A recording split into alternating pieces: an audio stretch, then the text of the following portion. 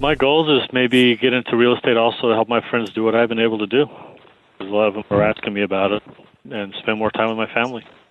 And hopefully grandkids soon. My daughter's married 3 years now, so maybe in the near future we'll have grandkids to take care of.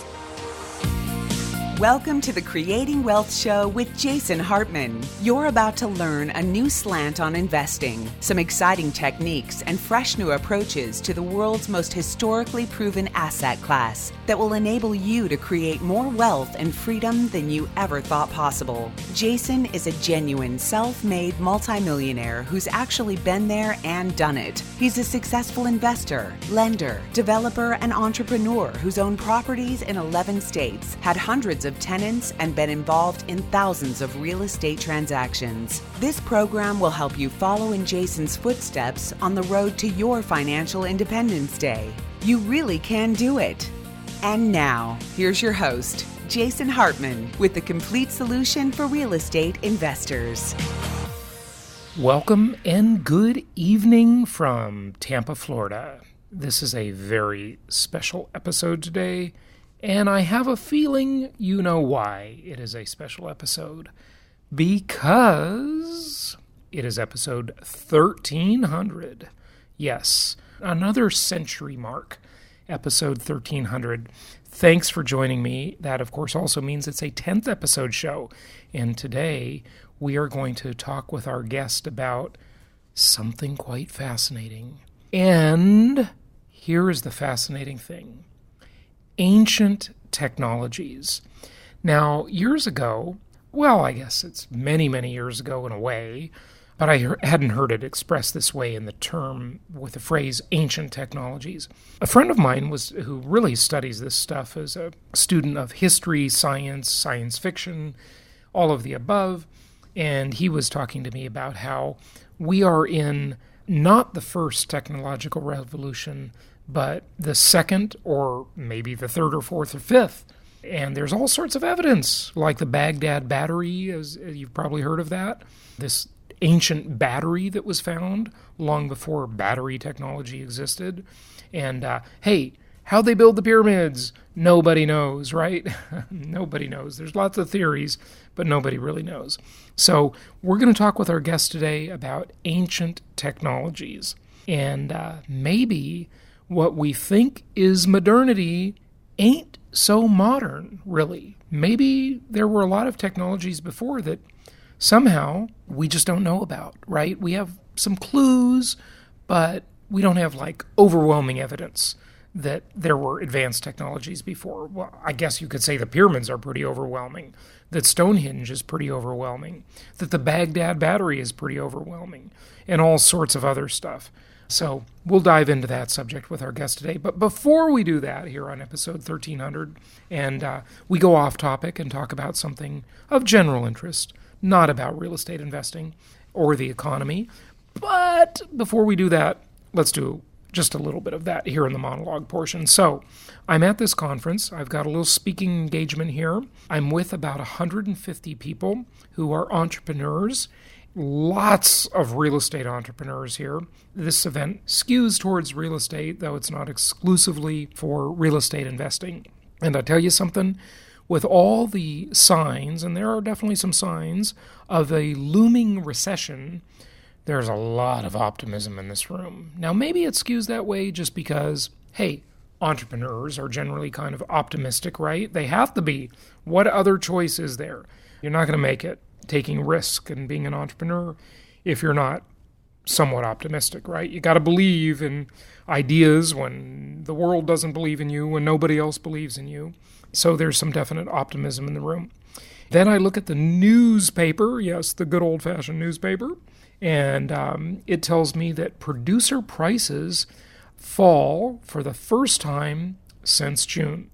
Now, the Producer Price Index, the PPI, is a common gauge of how the economy is doing, whether we are in a deflationary cycle or an inflationary cycle. And producer prices have fallen, which shows us that inflation is tame. And, that could be a sign that things are kind of cooling off a bit. maybe a valid one. I don't know. It's too short of a time period to make a judgment. It's a very small sample, obviously, but it is nonetheless a sign.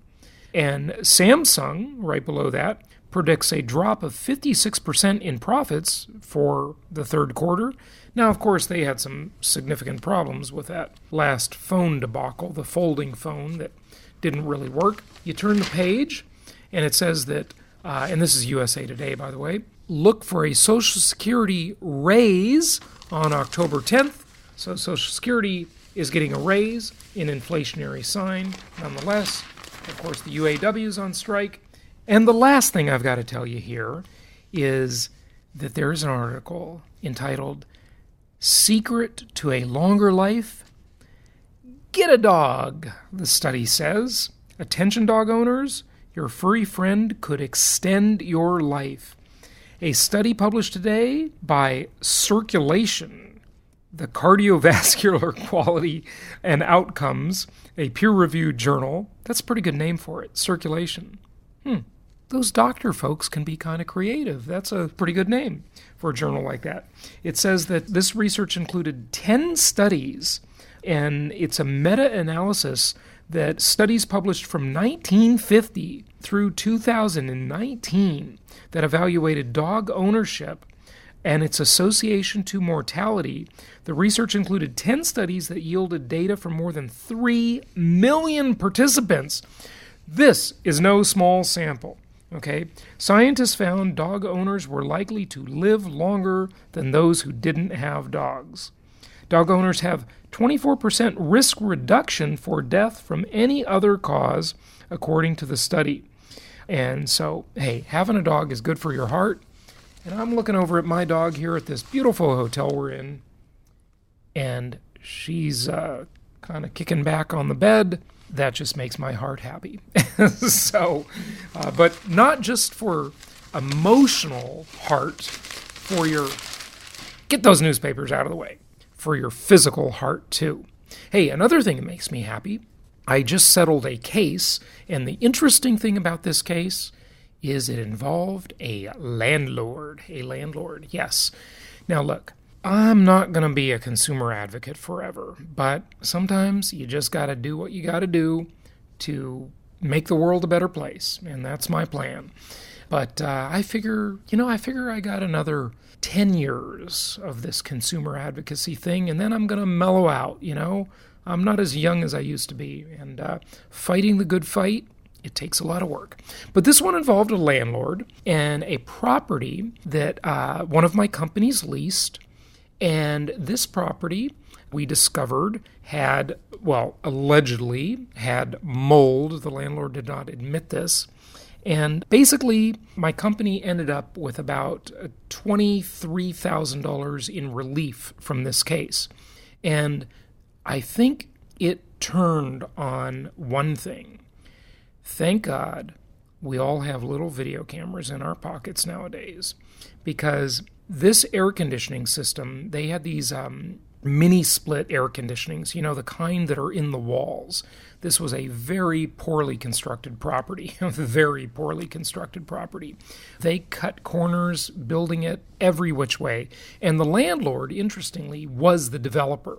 And it was just cheaply done. It was just poorly done property.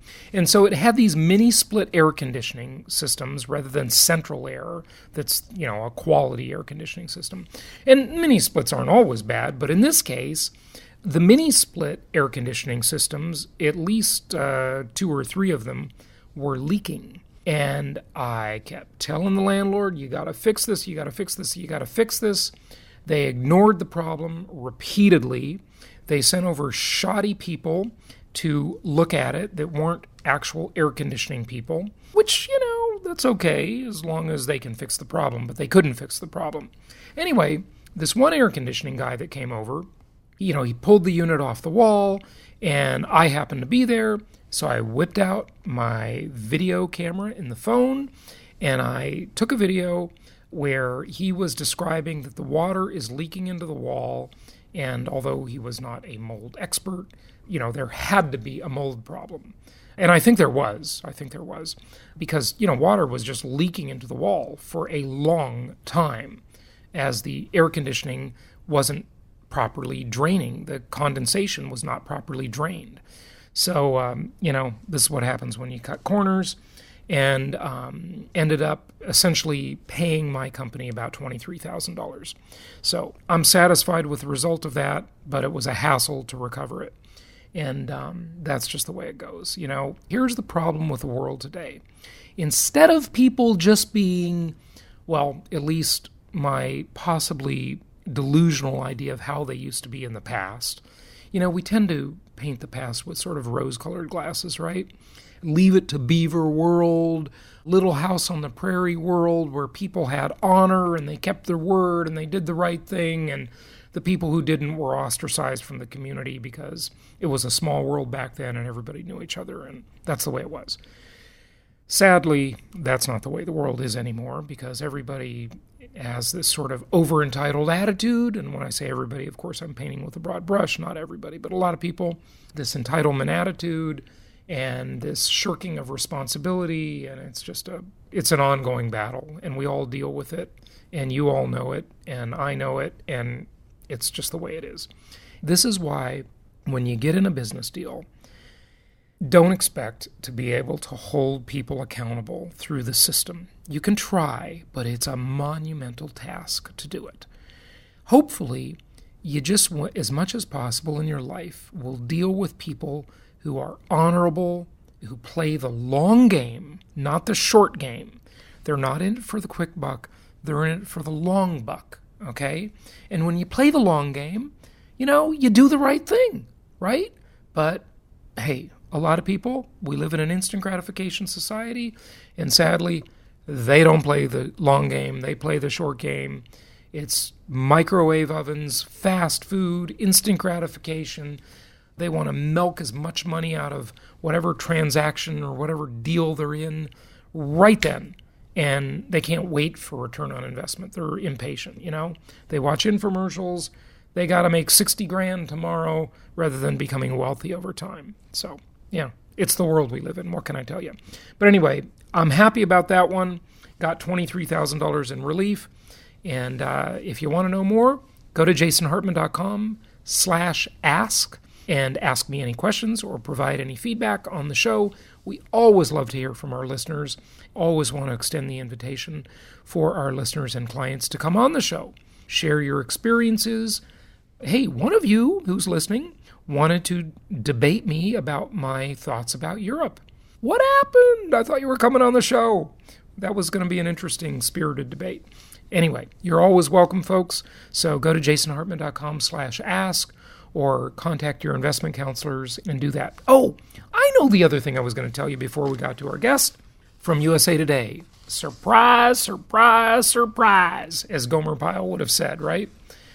Corporate pensions may be a thing of the past. So you've probably heard about this, General Electric made this big move to significantly lower its pension liabilities, and they bought some people out of their pensions. We've all heard about the companies that have defaulted on pension obligations. And the default, just like the government's default on the value of our money, isn't necessarily an oblique, apparent default. Sometimes the default is subtle, the same way the government and the central banks play it with destroying the value of our money, our savings, our investments, right? Because they inflate the value away. So it can be an overt default, or it can be this hidden kind of default where most people don't even notice it. And that happens in pension systems just like it does with the money supply. So what do you need to do to protect yourself against this disaster? And hey, you public employees, it's happening to you. These pension plans are underfunded. They're at huge risk. There is a global pension disaster, okay? Just like there's a retail apocalypse, there's a pension apocalypse going on. And, we've talked about it on prior episodes. We'll continue to cover it. But what do you need to do? You need to go to jasonhartman.com you need to join us for our upcoming Profits in Paradise event. You need to then click on the properties page, and you need to go check out the properties, reach out to an investment counselor, and let us help you find some good properties to secure your future and make your own pension rather than depending on anybody else. Make your own way in the world, be self-reliant, play the long game, and create your own future. So that is the plan. That's the one that works, not being dependent on governments or corporations or anybody else. Making your own future. That's the only way to go. Okay, without further ado, let's get to our guest today. You're going to find this to be a fascinating interview. It is a 10th show, episode 1300, and let's talk about ancient technologies. It's my pleasure to welcome the mega best-selling author, Graham Hancock, to the show. He's the author of several books, including America Before, The Key to Earth's Lost Civilization. Graham, welcome. How are you? I'm good, thanks. Thanks for having me on the show. It's good to have you. You've got a tremendous body of work. I mean, you were a correspondent for The Economist and traveling around Africa and just doing all sorts of research and reporting, it sounds like, huh? Well, that's right. Until the late 1980s, I was very much involved in current affairs. And my last journalistic job was as East Africa correspondent for The Economist. So I was based in Nairobi in Kenya and traveling around East Africa. That's where I bumped into a really intriguing and interesting story that became my first book on a historical mystery. Neighboring Kenya is Ethiopia, which was very much on my beat. And central to Ethiopian Christianity is the belief that they possess the lost Ark of the Covenant. And this struck me as a fascinating story, even from a current affairs point of view. But as I began to investigate it and realized that every single one of the 20,000 churches in Ethiopia has a replica of the Ark of the Covenant in its Holy of Holies, as I realized that there was a community of Ethiopian Jews practicing Old Testament Judaism, I began to realize that there might be something to this claim. And I set out to investigate it and eventually published a book in 1992 called The Sign and the Seal, A Quest for the Lost Ark of the Covenant. And that was really the beginning of my adventure in exploring historical mysteries and investigating them as an investigative journalist does. Sure. So my focus shifted from current affairs to the remote past, but the investigating techniques remained the same. Graham, how many books have you authored? I would say that it's around 20. And you've lost count. And how many languages are your books in now? Oh, more than 30 languages. Oh, fantastic. Tell us what you have found. Let's talk about your latest book, of course, in, the lost civilizations and why America is such a part of that. First of all, it's part of a logical progression for me. My best-known book by far was published in 1995, and it's called Fingerprints of the Gods. It's still very much in print. And Fingerprints of the Gods makes the case for a lost civilization of the Ice Age, a civilization that was brought to an end in a global cataclysm roughly 12,500 years ago. Since that book was published in 1995, a number of things have happened. First of all, I was subjected to an enormous amount of really hateful attacks from archaeologists and from their friends in the media for even suggesting that archaeology might have missed an important part of the human story.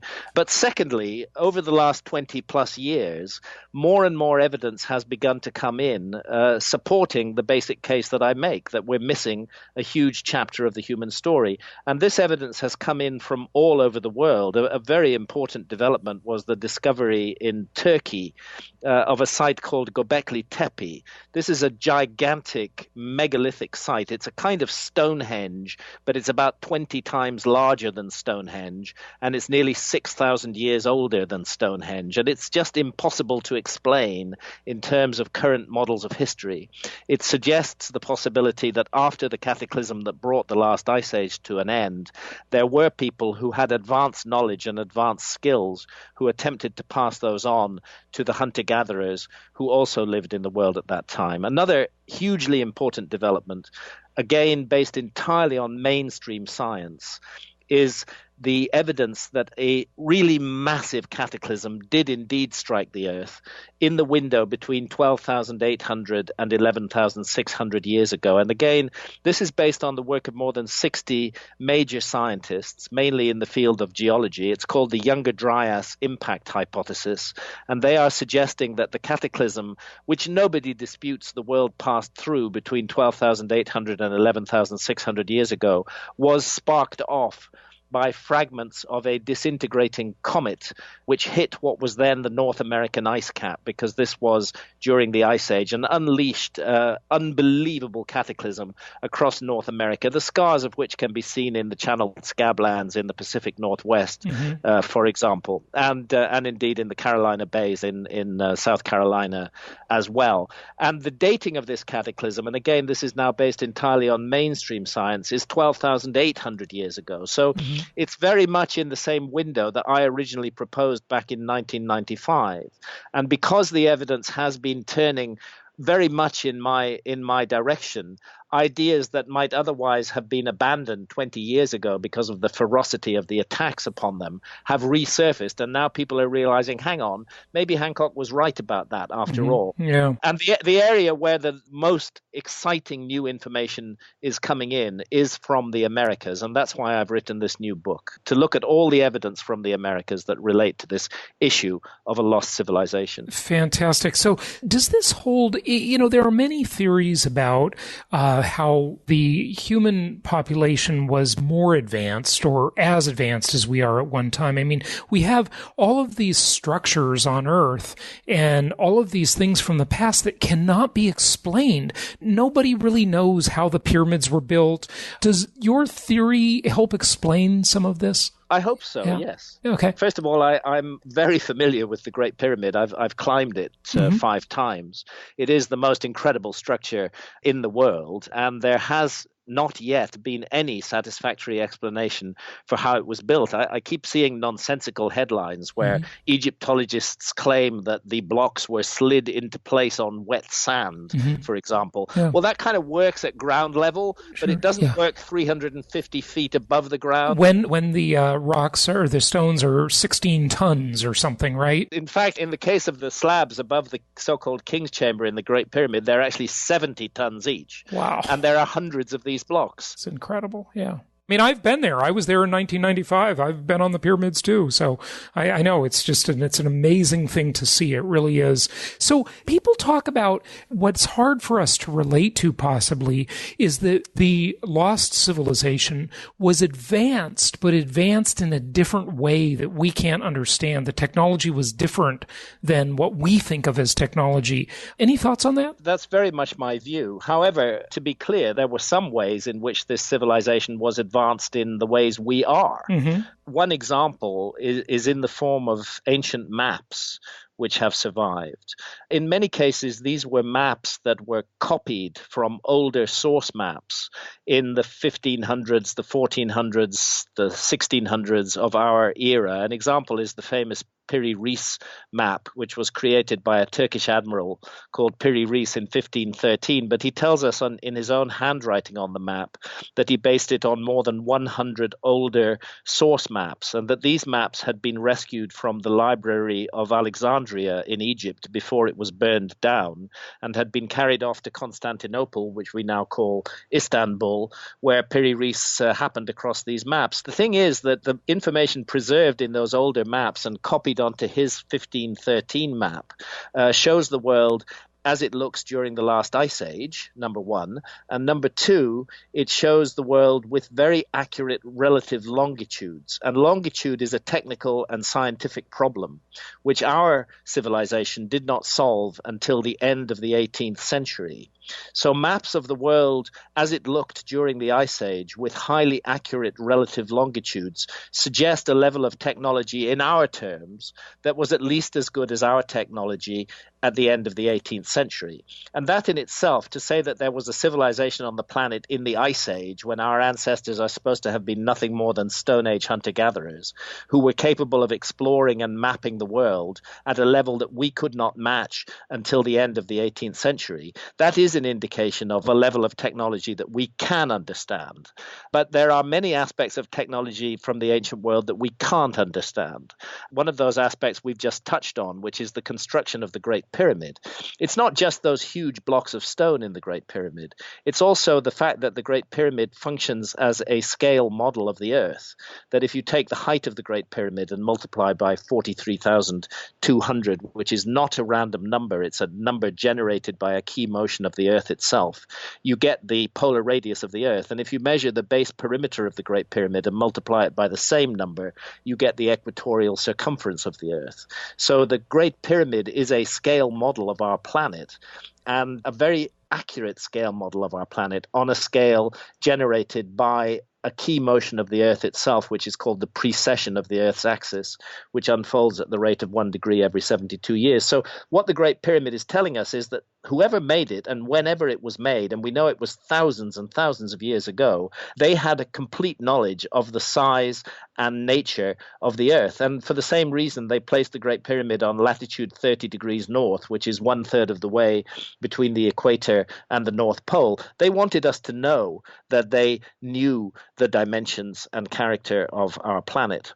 And this is a level of knowledge that is far ahead of anything that is supposed to have been available at that time. That's amazing. That's amazing. Would it be possible to build the pyramids today with the equipment we have and the technology we have? Is that even possible today? I think it could be done. It would be fabulously expensive. And any CEO would immediately ask, why do we want to spend all this money creating this thing? I mean, the human willpower and skill and effort that went into this construction. And by the way, I forgot to mention, it's also oriented to true north within 3/60ths of a single degree. That's almost atomic level precision in the alignment of the Great Pyramid to true north. And when you remember that it weighs 6 million tons and has a footprint of 13 acres, you're dealing with a really inexplicable level of technology. Likewise, if we go to the Americas, fascinating sites that I report on in my new book, America Before.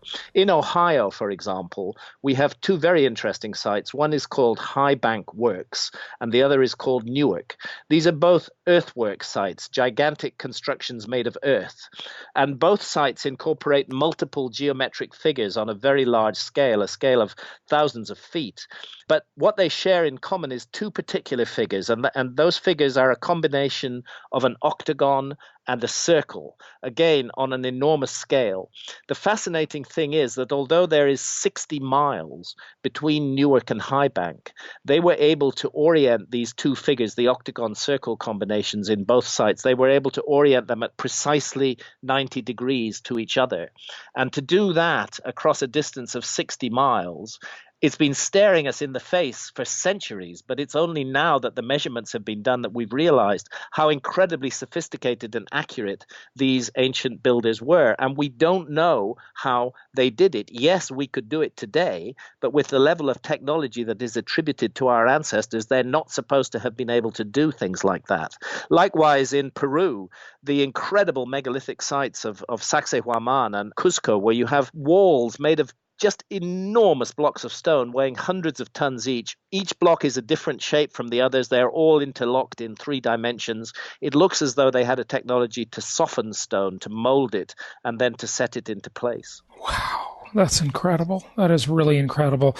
Talk to us about, the real history of America, if you would, or the Americas, I should say. Well, this is a really important point, because who is it who serves us in terms of interpreting our past to us?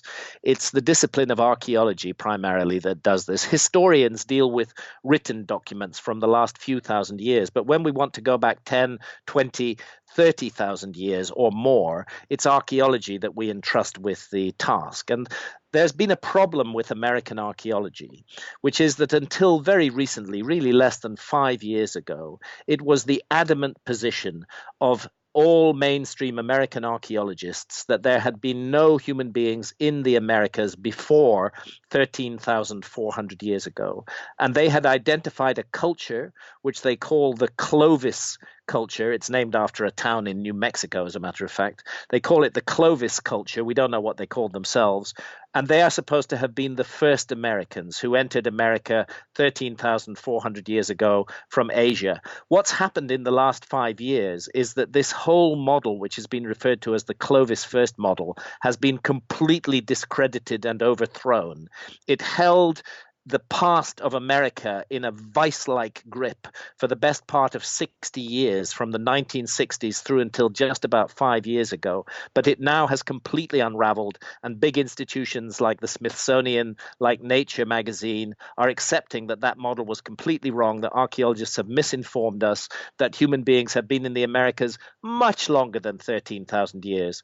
Just to give you a couple of examples, Bluefish Caves in the Yukon, 25,000 years ago. Topper in South Carolina, 50,000 years ago, excavated by Professor Al Goodyear of the University of South Carolina. The Cerruti Mastodon site just south of San Diego, published in Nature on the 26th of April 2017, 130,000 years ago, 10 times as old as archaeologists previously adamantly insisted human beings had been in the Americas. And this raises enormous problems, because if humans have been in the Americas for 130,000 years, that's twice as long as humans were in Europe, and twice as long as they were in Asia and the Middle East. And our whole story of the origins of civilization is now up for grabs. It's possible that civilization did not originate in the so-called Old World, as we've been taught. It's possible that it originated in the New World. The notion that civilization is an Old World invention is very much based on the idea that human beings had been present in Europe and in the Middle East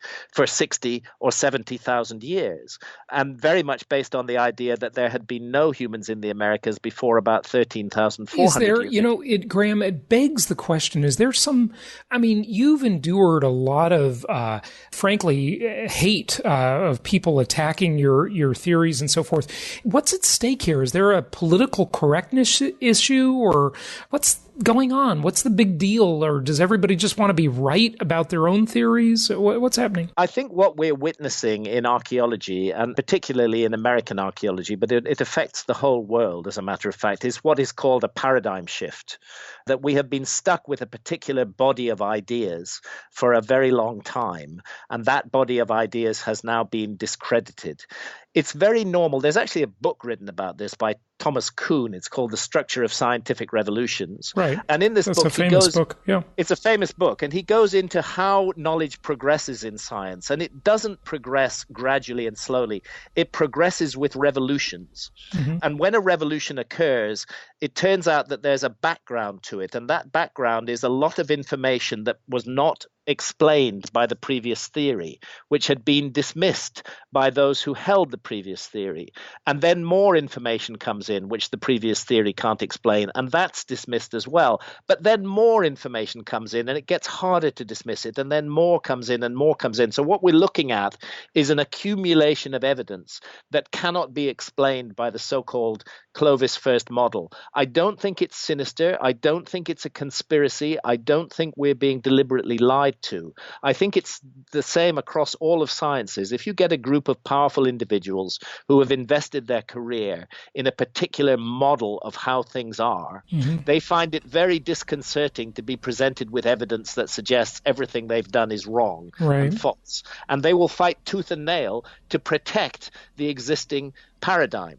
But eventually, as the information that contradicts that paradigm begins to accumulate, they start looking daft, insisting that their old idea is correct. And we've reached that point in American archaeology now, where they're admitting that the old model they worked with is a complete failure. It's totally wrong. We have to rethink everything, and we have to open our minds to the possibility that humans may have been in the Americas for twice as long as they were in Europe or the Middle East, and therefore that civilization itself could have originated in the Americas. Yeah, it's really interesting. That happens in so many arenas of life.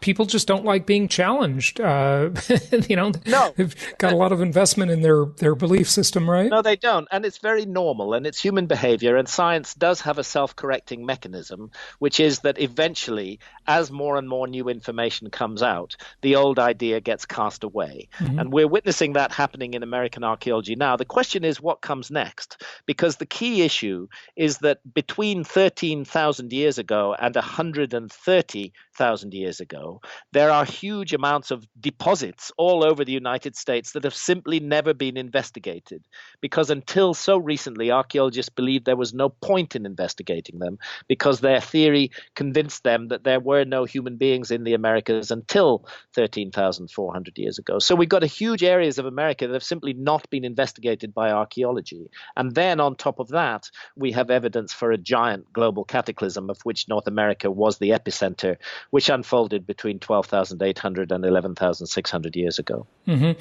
Any more thoughts before you go about the ancient technologies? You know, these theories about how we had incredible technologies before. We've talked about that in this interview.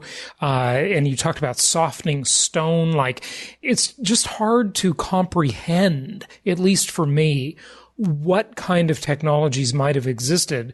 We all just sort of think of technology as, well, nowadays, computers and processors. And, and, you know, before we thought about it as steam engines. And, you know, now we're thinking about biotech and the brain and DNA technology. But it's just hard to even understand. Like, we have this view of what technology is. And I think we have to stop looking at the past as though we're looking in a mirror and trying to find ourselves in it. And I think we have to look at the past as it is, as a window, and keep an open mind as to what we see there.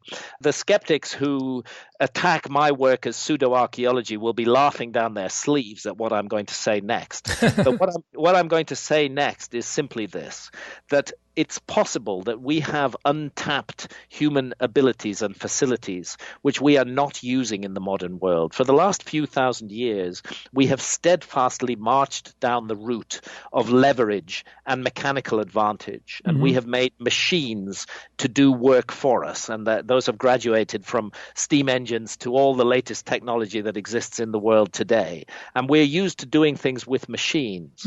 What we have to consider, I think, is the possibility that there may be latent faculties of the human mind. There's huge amounts of anecdotal information for telepathy, for telekinesis, for example. Telekinesis, the ability to move objects with the mind.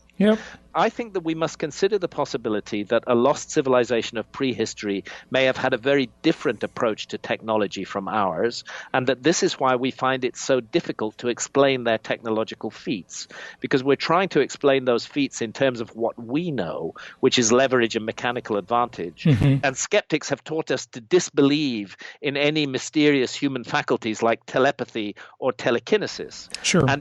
And yet, we are wrong to close our minds entirely to that possibility. We don't know exactly what we are or what we're capable of as a species. Everybody has had the experience of hearing the phone ring and somehow knowing who's at the other end. Maybe that's just a minor, tiny example of a power of a facility that the human mind has, which we have allowed to lapse in the last few thousand years, but which a lost civilization of prehistory may have polished up to a very high level of achievement. Sure. And everybody's had the occurrence of precognate dreams and all sorts of things like that. I would certainly agree with you, but it would seem like there'd be certain people among us that really could use these faculties. You know, maybe some of us can't because we ignore it, or, you know, it requires practice or whatever. I mean, there are obviously monks and people, you know, that engage in like extreme meditational abilities and so forth. But I don't know. It's There's, for example, Dean Radin, PhD, who works with the Institute of Noetic Sciences, who's one of the scientists who's taking a serious look at these faculties that the skeptics find so amusing. The notion that there might be real physical powers attainable directly through the use of the human mind. And Dean Radin has done a great deal of experimental work on this, which supports it, but it's not a popular subject in our materialist reductionist science. The science that we have in the world today seeks to reduce everything to matter. Even consciousness is supposed to be just a kind of accidental byproduct of brain activity. We We don't know that. That's not a fact. That is just an opinion that science has. It may be that there's much more to reality than simple matter, which can be weighed and measured and counted, and that while science is doing an excellent job of weighing and measuring and counting things, it may have its eye off another whole other kinds of ball where we do not use physical means in order to move and manipulate matter, but we use the powers of the mind.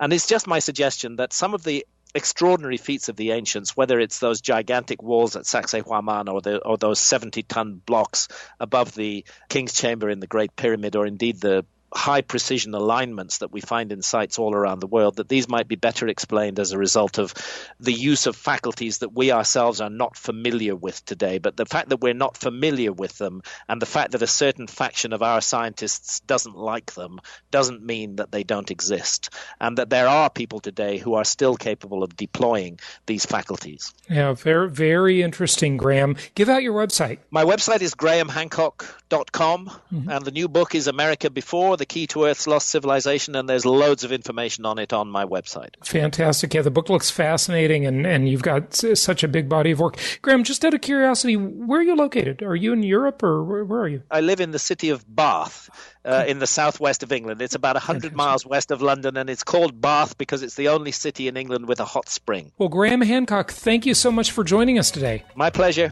Thanks for having me on the show. Thank you so much for listening. Please be sure to subscribe so that you don't miss any episodes. Be sure to check out the show's specific website and our general website, hartmanmedia.com, for appropriate disclaimers and terms of service. Remember that guest opinions are their own, and if you require specific legal or tax advice or advice in any other specialized area, please consult an appropriate professional. And we also very much appreciate you reviewing the show. Please go to iTunes or Stitcher Radio or whatever platform you're using and write a review for the show. We would very much appreciate that. And be sure to make it official and subscribe so you do not miss any episodes. We look forward to seeing you on the next episode.